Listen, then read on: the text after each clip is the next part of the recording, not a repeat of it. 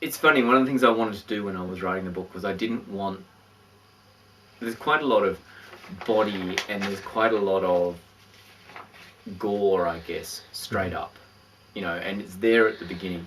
It fades off as the book goes on because, in a sense, what the book's actually about is a kind of psychological journey, and it's about, you know, in a sense, it's a horror novel, but it's a horror novel where there's a lot more implied than what you actually see. There's that opening sequence where you're actually watching them chopping up the bodies, but there's not actually a lot of that stuff further in if you see it.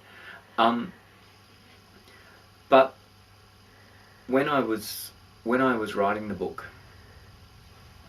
I mean, I think with any book, to write any book well, you've got to kind of be in it in a really intense kind of way. You've got to believe the material. You've got to kind of live it. And when you're really in a book, I mean, you dream the thing, you talk it, you think it. It's kind of there. You wake up at 4 o'clock in the morning with it in your head.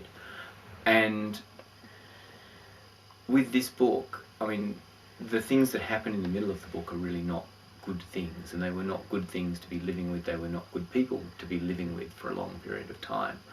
And I found that a very disturbing process. I mean, I think I found it a very disturbing book to write. But I think also that that's there in the writing. It's there in the textures of the book. I mean, in a sense, it's a book which is both very... I mean, there's a lot of bad things happen in it, but it's also a very personal book, and it's, you know, that narrator is someone that I hope that you kind of sympathise with and understand right up to the point where he starts doing the things that he does in the middle of the book. I mean, because I wanted to write a book where you read about someone who finds themselves moving along a path where they get to the point where they can start killing someone in order to sell their body, and you don't actually lose sympathy with them. You continue to care about them, you continue to believe in them, and you, I guess, get a sense of how it is someone like you or me could end up there. I wanted to write a book where, in a sense, I chucked away, because I'd written 2 books already, and I wanted to chuck away everything I'd learned. I wanted to write a book which, in a sense, I didn't do any of the things that I knew I could do, you know, and there's a series of things I know I can do, you know, or I knew I could do. And I wanted to throw all of them away and do something completely different. But when I wrote the first draft, in fact, it didn't even have any chronological structure, so it was kind of just pieces laid next to each other. And that didn't actually work.